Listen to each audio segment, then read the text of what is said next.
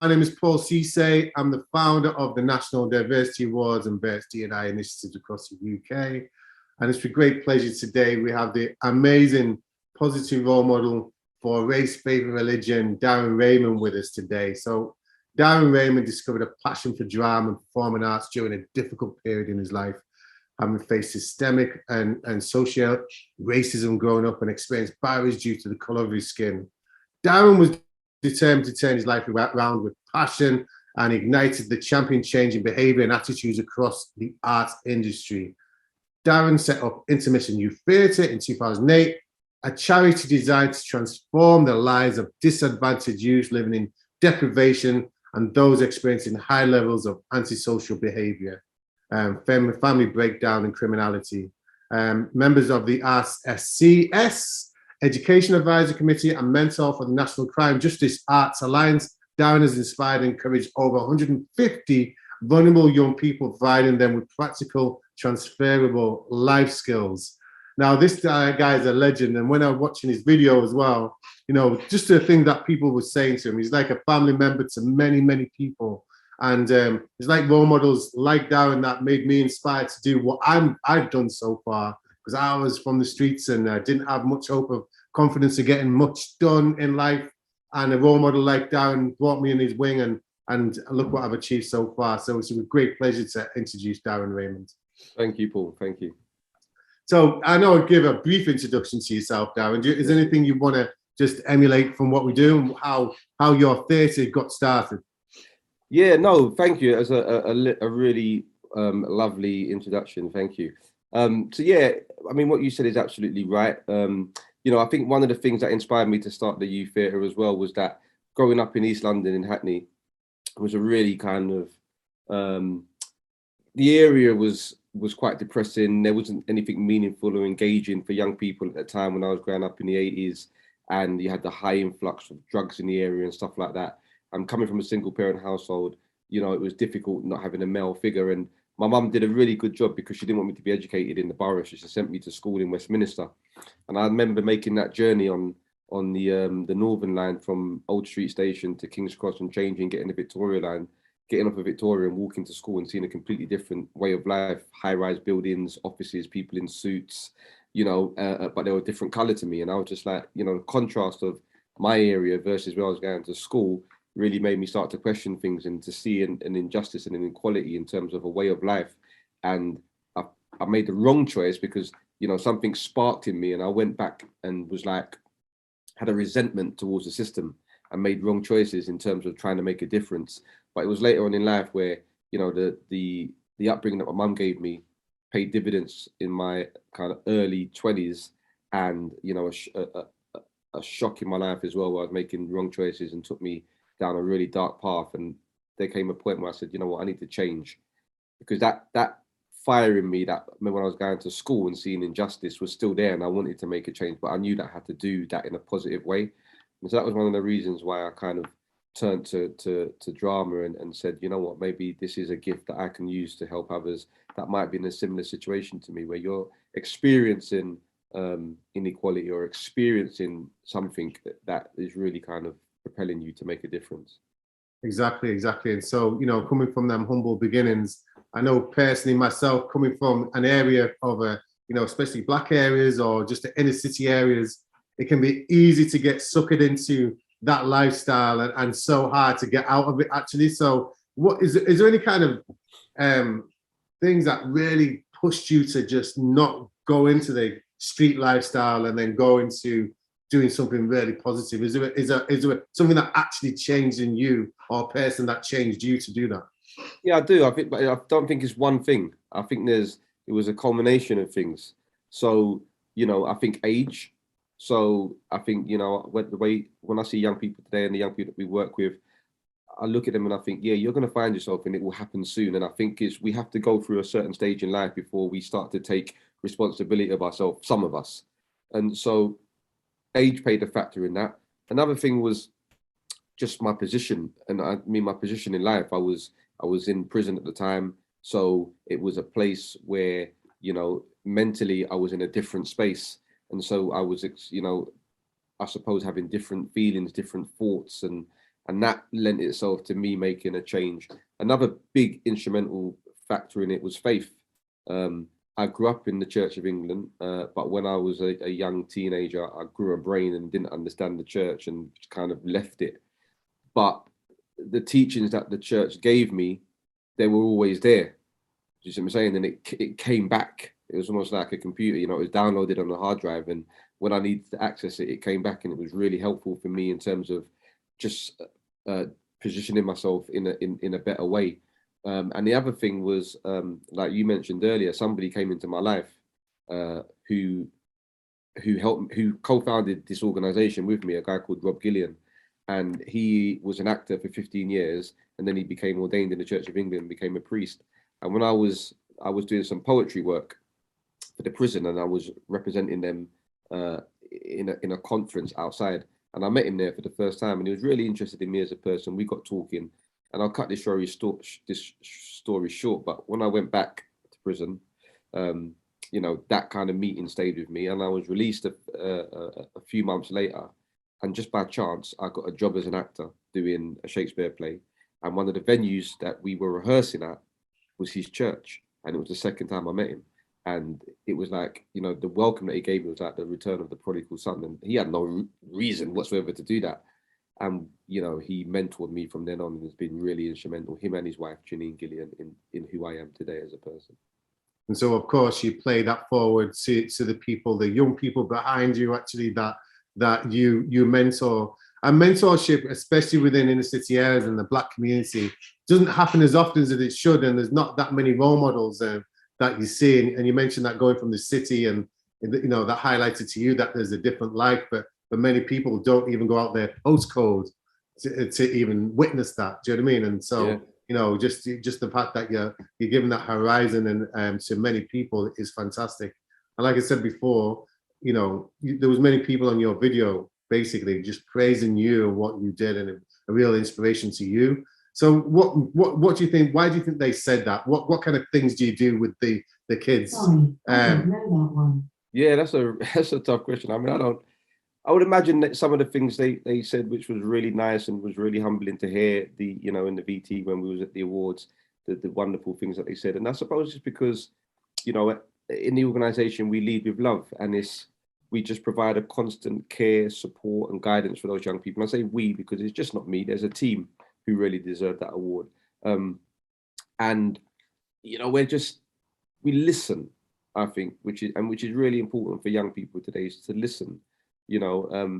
Because we talk a lot about kind of providing platforms for young people to have a voice and stuff like that. But before young people are given that platform to have a voice, I think we as adults need to have ears, and we need to really listen and not listen just to respond, but actually listen to just what it is they have to say. And I think they realize that with the work we do at Intermission, and I think they appreciate that. They can call us any time of the day, 24 hours, 7 days a week. It's a real refuge.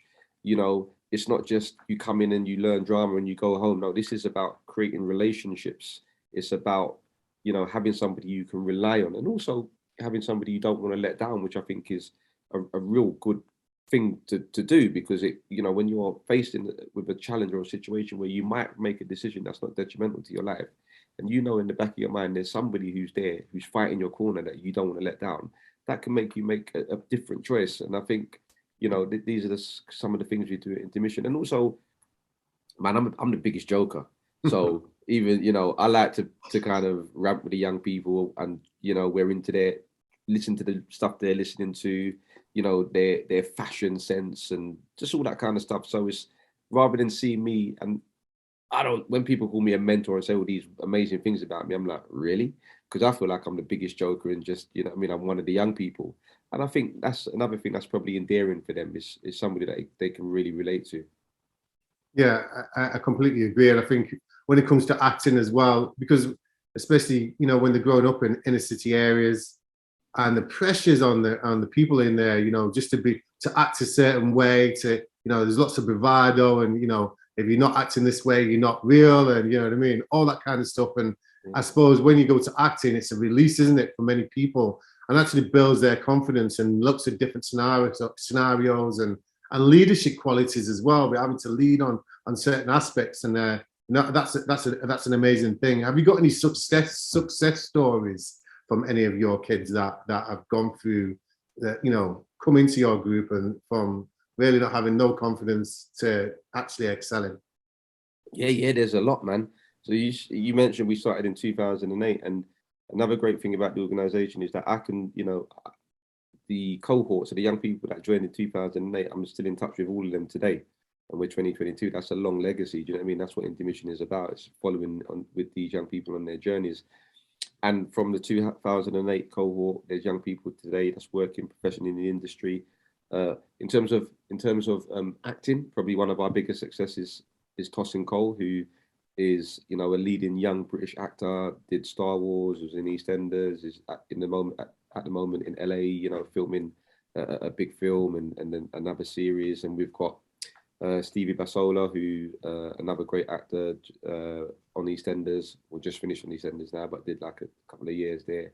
And others working in reputable theatre companies like the RSC, the Globe Theatre, and doing other TV programs and stuff. We've had them in Top Boy and, a lot of these programs. And they're great successes, but also we've got young people back into education, which is an equally great success as those that's working in the industry. Because Intermission isn't just about acting.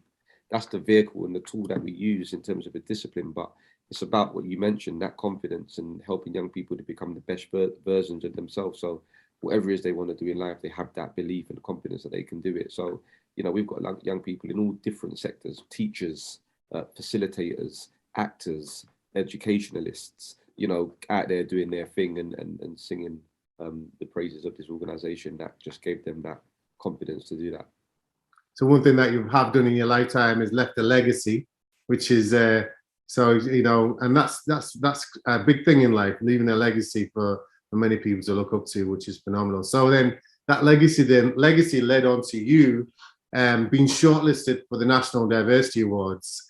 What was that like for you personally and for your team? It was amazing, and I've got to be honest, I've never been somebody that's been into awards like that before. And now I look back, I think, why wasn't I? And it's maybe because I've never won one. So I was just cynical about it. Who needs an award? But coming to the event was amazing. It was a real occasion, wonderfully set up and in a beautiful space. I mean, I've never been to the Liverpool Cathedral before, but what an amazing space and an amazing day.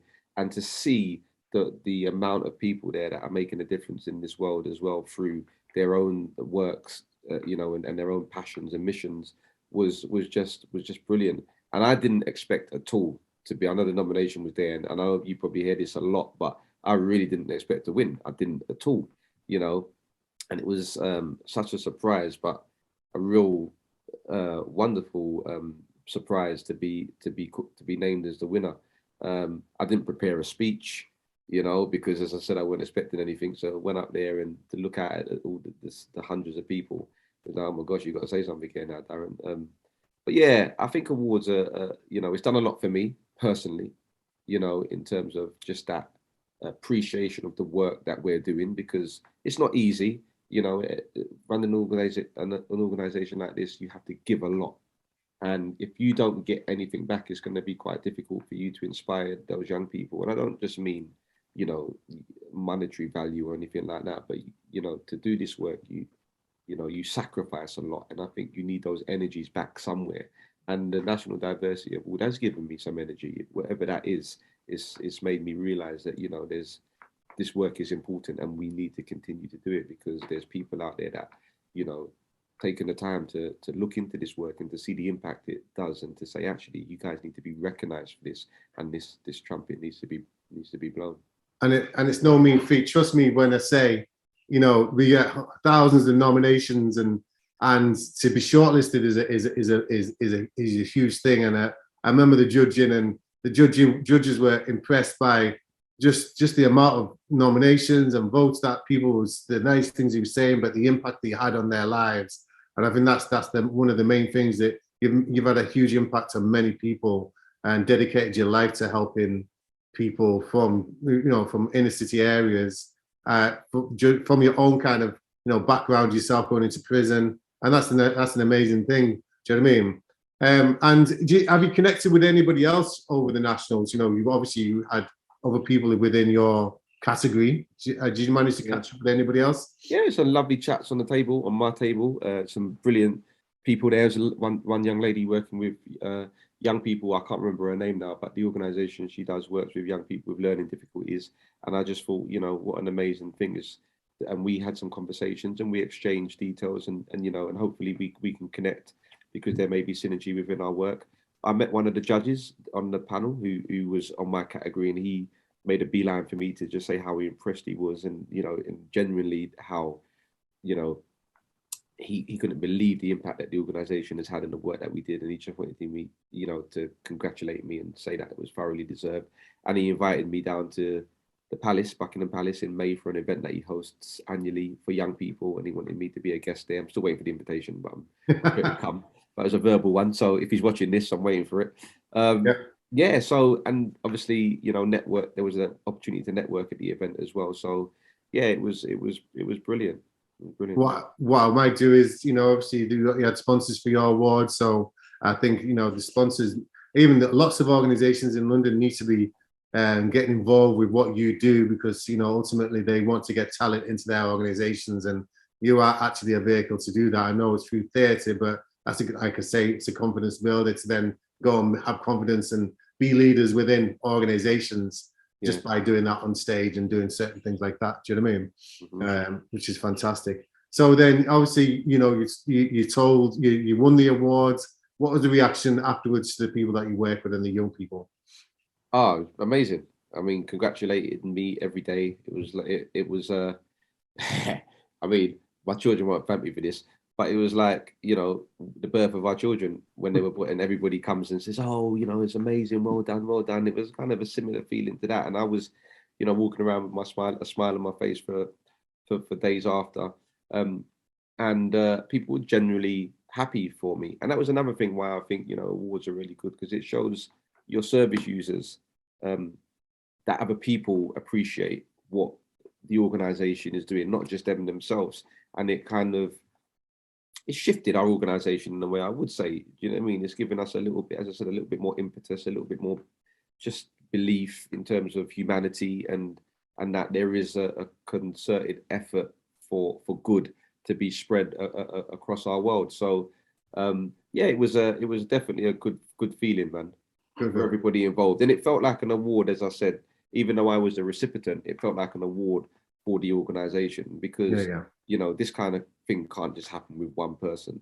What I mean? This impact. I co-founded it, and I understand that I am the man that's leading this organisation, but without the team that we have, but take it though, Raymond, Darren, sorry, because ultimately, it wouldn't have started without yourself and the pastor. Do you know what I mean? It wouldn't.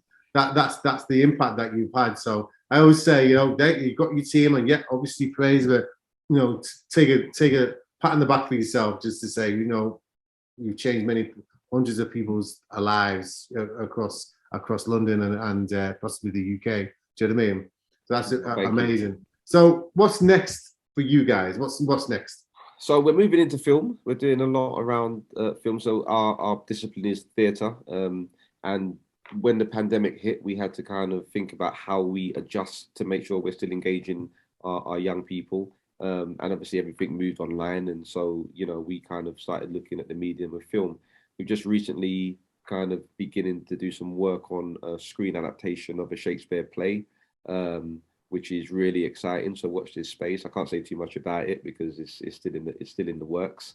The organisation is growing as well. We're doing a lot more work in the community, so we're working in a lot more schools and pupil referral units, and just trying to amplify that work as well, moving forward, and maybe trying to replicate this work so it can exist in other places in the UK, because we are very London based at the moment. Although we do have young people coming in from outside of London, it would be great to have an intermission in Liverpool or Birmingham or Manchester. So there's a lot going on there, and it's just continuing to grow. There's a lot more people that are attracted to this organisation. So we've got great artists that are lending their time to this work. Of course, we have people like Sir Mark Rylance, who's who's a great supporter of our work. Naomi Harris is another one. We've had Zoom meetings with great people like Whoopi Goldberg, Daniel Kalula. Yeah. These names are, they see the work, they know about the work, and they're there to support the work. So Intermission's in a real good position at the moment to kind of to even make a greater impact. So there's a lot of strategic talks happening. So watch this space, Darren. Watch this watch this space. Watch this I love that, man. I love that, and I always like to see brothers doing really, really well. Genuinely, because I know how hard it is to get out of that life, and so it's a phenomenal. So well done to you. Obviously, the National Diversity Awards is about everybody, so different, every strand of diversity. Is there anything that you learned from these awards? Is it, from other communities? You talked about someone doing with, people with learning difficulties, but is there any standouts from the night yourself? Yeah, I learned something. I learned a massive lesson that if ever I'm presenting something, to not say ladies and gentlemen. Yeah, no, really. I mean, we laugh, and I laughed at it as well, but actually, it's very easy for us to kind of not be aware of the differences that we all have, and to be really inclusive. And my experiences as a young Black man is often geared towards race, but that's not the only problem in our world. There's a lot of other problems in our world. So yeah, I mean, we're at first, the experiences that we are subjected to are going to be at the forefront of our mind. But in order to move into a place where I'm sure the majority of this world wants to be, I think it's about kind of really being self-conscious and aware of the differences that we will share, that we will have, and people's journeys. And I have this saying that we should turn judgment into curiosity, because it's easy to wake up in the morning and see something and judge it.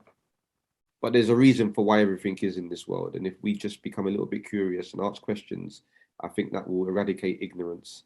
And if we're more inclined to compromise with one another, then I think we start to come into a better place. So it taught me a lot. I'm a very, reflective person, and I like to take things in.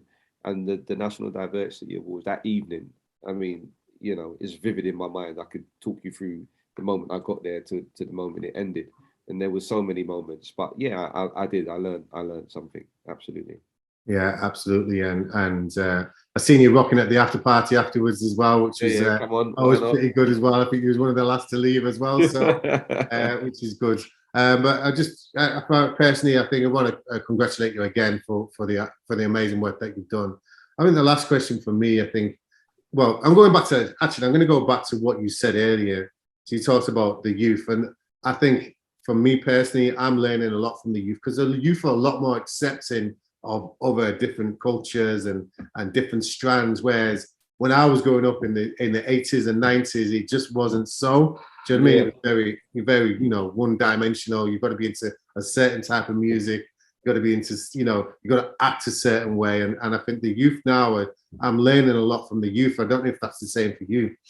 Yeah, I think you're absolutely right. They are more accepting of different cultures, different ways of being, because it's a different life for them. Social media plays a massive part in that, because it just opens a lot more kind of channels to people and to different cultures.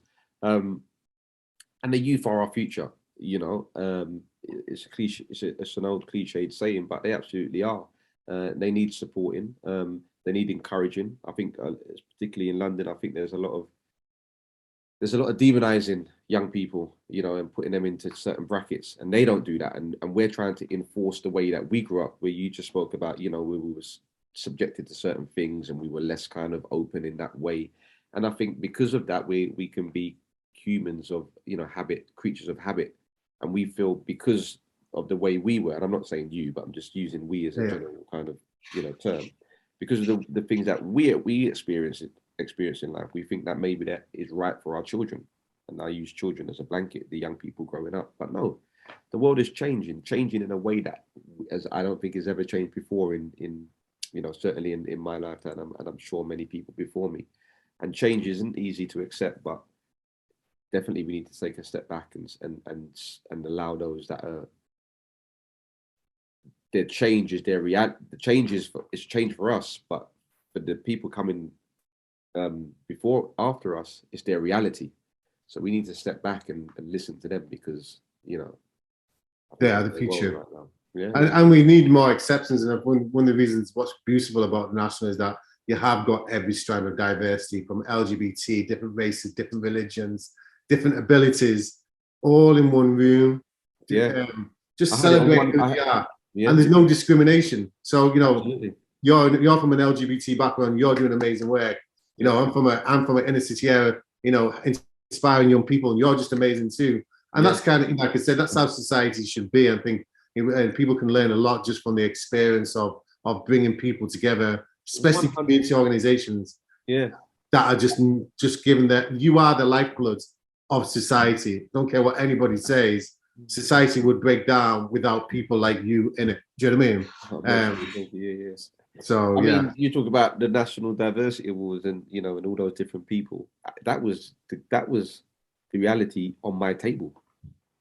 You know, and my table just had 10 people on it. The Diversity Awards had I'm sure over 1,000 people in that building.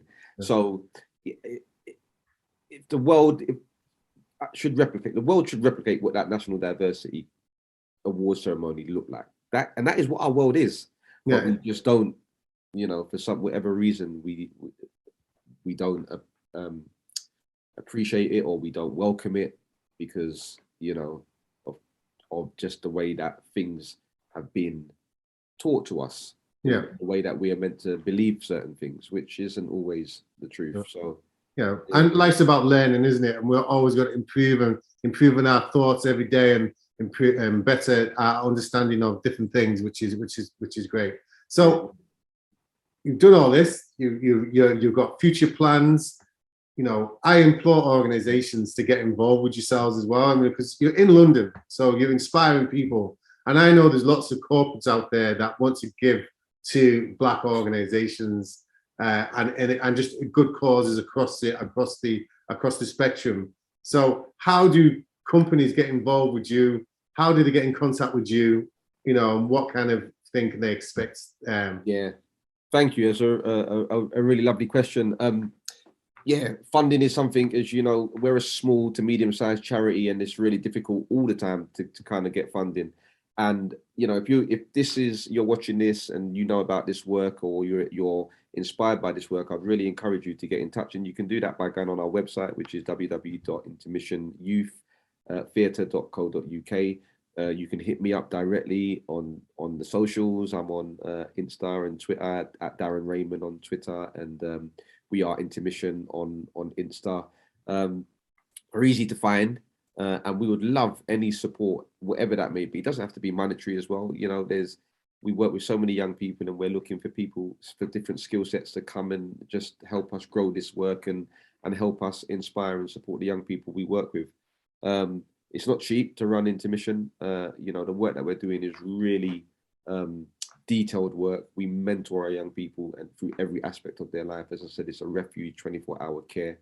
One appeal that I would like to say is that we're actually looking for a new home.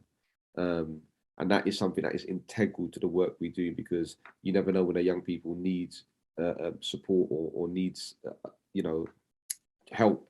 And we did have a home when we set up originally, and then that got taken away for reasons I won't go into now. But, you know, a home is really important, because sometimes our young people are not eating properly and they need a kitchen to cook food, or even to learn how to cook food. If they don't, sometimes they don't have access to a quiet space where they can just, you know, release and have a space where they can just be. And for all different reasons, we need a home. So if anybody knows anything, any links to any kind of, you know, buildings that are going, please do let us know. So I implore, absolutely, 100%. And again, I resonate so much from my youth, and I was in a hostel myself when I was like 17, 18, and no one around. And that hostel was a lifeline, and people, you know, sitting there like, you know, teaching me to cook. I was eating noodles every day. Do you know what I mean? And that was my staple diet. And you know, things like that, you know, to have a base for them can be just the biggest lifeline for the people that are out there. So any organizations that can help, please help them. Get in contact with Darren, because they're amazing. He does so much work, and even volunteer your time as well. Maybe you want to, from a corporate that's from a senior level, and want to volunteer your time to inspire some of these youths that are in this community. Do you know what I mean? That's what needs to happen. Give back. You've made it. You're up there. You've done everything. Now give back. Share the wealth. Share the wealth. So, Darren, thank you so much for your time today. It's been brilliant, man. Thank you. And also, man, I've got to thank you for your work as well. I don't know if you obviously set up the National Diversity Awards, and I don't know if there's a conflict of interest, but you need to be you need to win the award, don't you? Is that possible? I mean, so I honor you for this work as well, man, because I think it's amazing. It's really amazing that you're giving this platform to. You know what my prize is? That people like you say that. Genuinely, like, I don't need no awards. Is the prize that, what people say nice things about, what we've done and my team and what we've done and what's set up. That's prize enough for me. Do you know what I mean? Amazing, man. And if you need any help with the next one, I'm happy to do anything you need, man, to volunteer, to be an ambassador, to anything you need, man, because I just think it's amazing. So if you know that you need anything from me, just let me know, bro. Well, if this goes, the time of this going out, its nominations are open now up until June. So, any young people that are doing good stuff, that's be a great way to do it. And anybody out there that as well, that wants any nominations going out, just get them nominated. And you could be a winner, shortlisted nominee at the national, like Darren is. So thank you very much. Cheers. And we'll speak to you soon. Take care, man. Thank you.